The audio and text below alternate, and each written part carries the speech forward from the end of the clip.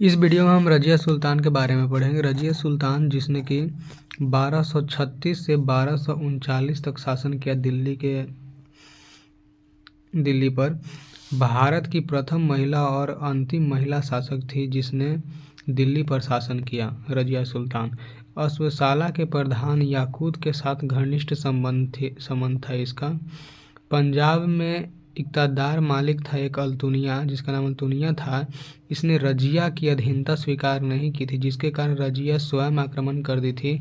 किंतु युद्ध में जब हारने लगी तो अल्तुनिया से इसने विवाह कर लिया एवं दिल्ली लौटते समय हरियाणा के कैथल में अल्तुनिया एवं रजिया दोनों के डाकुओं के द्वारा हत्या कर दी गई थी एवं दिल्ली में याकूब की भी हत्या कर दी गई। 40 याकूत की भी हत्या कर दी गई 40 सरदारों के द्वारा।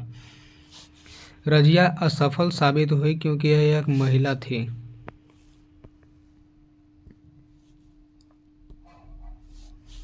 इतिहासकार एल्फिस्टन बोलते हैं कि अगर रजिया महिला न होती तो इसका नाम भारत में महान शासकों में लिया गया होता।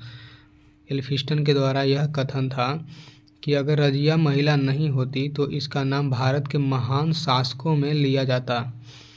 और इतिहासकार मिन्हाज बोलते हैं कि भाग्य ने उसे पुरुष नहीं बनाया, वरना उसके समस्त गुण उसके लिए लाभप्रद हो सकते थे। रजिया में वे प्रशंसनीय गुण थे जो कि सुल्तान में होने चाहिए। वो मिन्हाज के द्वारा यह वाक्य बोला गया था। रजिया ने अपने भाइयों के ही विरुद्ध संघर्ष किया और 40 सरदारों के बीच भी संघर्ष किया और भाइयों के विरुद्ध भी संघर्ष किया। इसने प्रदा प्रथा को त्याग कर पुरुषों की तरह कोट और टोपी। रजिया की मां शाह तुर्कान जो कि अत्याचार बहुत ज़्यादा करती थी, इसने अपनी अर्थव्यवस्था का वर्णन करते हुए रजिया ने आश्वासन दिया कि यह शासक जब बनेगी तो शांति एवं सुव्यवस्था स्थापित करेगी, क्योंकि इसकी माँ जो थी वह बहुत अपने राज्य में अत्याचार करती थी। तो रजिया ने तुर्क अमीर एवं आम जनमानस, जो जनता थे, उनको प्रभावित किया और राजमहल पर आक्रमण क्रूर जनता जो है वो राजमहल पर आक्रमण किया, जिससे कि तुर्क अमीर भी थे। और फिरोज शाह को बंदी बना लिया और बंदी बनाकर रजिया को सुल्तान घोषित कर दिया था। बहराम शाह, अब हम पढ़ते हैं बहराम शाह के बारे में। बहराम शाह जो था जिसका शासनकाल 1240 से 42 तक है, यह एक नाम मात्र का सुल्तान था। इसकी जो वास्तविक शक्ति थी, जिसका संचालन 40 गुलामों के द्वारा किया जाता था। नायब ए मामलिकात एक संरक्षक पद था, जिसे कि अमीर तुर्क जो थे उसके द्वारा यह पद बनाया गया था, जिससे कि जो शासक है उस पर ध्यान रखा जा सके। तो इस पद पर सबसे पहले एतगीन को यह पद मिला था। यह पद जो है सबसे पहले एतगीन को मिला। इसकी लोकप्रियता को बढ़ता देख बहराम शाह ने इसकी हत्या कर दी और इसके हत्या के बाद यह पद बदरुद्दीन शंकर रूमी को मिला। परंतु इसने बहराम की हत्या का षड्यंत्र रचा, परंतु यह खुद इस षड्यंत्र का हिस्सा बन गया, यानी इसकी मृत्यु खुद इसी षड्यंत्र के तहत हो गई। और 1241 में जब लाहौर पर मंगोल ने आक्रमण किया तो वहीं 1242 में बहराम की हत्या हो गई। और इसके बाद अलाउद्दीन मसूद शाह जो है यह गद्दी पर बैठता है 1242 से 46 के बीच, यह इसका शासनकाल है।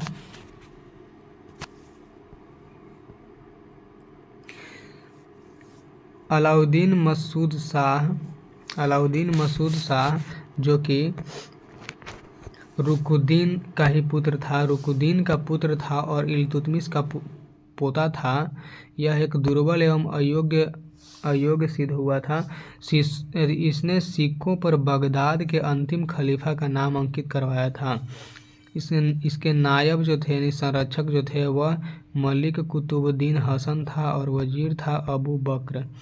और बलबन को हांसी का इक्ता यानी जमींदारी प्रदान की थी एवं बाद में अमीर हाजिब गयासुद्दीन बलबन को नियुक्त किया था। बलबन जो था षड्यंत्र करके नसीरुद्दीन शाह को गद्दी पर बैठाया और इस षड्यंत्र में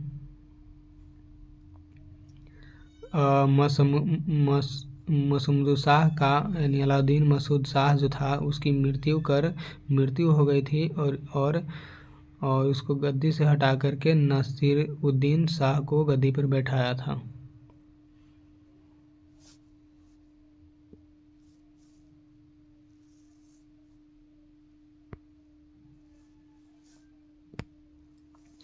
नसीरुद्दीन महमूद शाह जो था 1246 से 1265 तक शासन किया। इसने बलबन को चालीसा दल का हिस्सा बनाया और चालीसा दल में स्थान दिया और इसी ने बलबन को उल्गू खां की उपाधि प्रदान की। बलबन की जो शक्ति थी वह बढ़ रही थी, इसे देखकर नसीरुद्दीन ने अपना पूरा जो है सत्ता जो था उसको बलबन के हाथों में दे दिया था। इसने एक नायब ए मलिकात पद भी बलबन को दिया एवं 1266 में इसकी मृत्यु हो गई नसीरुद्दीन की, लेकिन इसका कोई पुत्र नहीं था जिसके कारण इसका अगला जो शासक था वह बलबन ही बना। यानी नसीरुद्दीन महमूद जो था वह शमसी वंश का अंतिम शासक बना और इसके मृत्यु के बाद बलबन शासन करता है दिल्ली पे। तो आगे के वीडियो में हम पढ़ेंगे बलबन के बारे में जिसने कि दिल्ली पे शासन किया।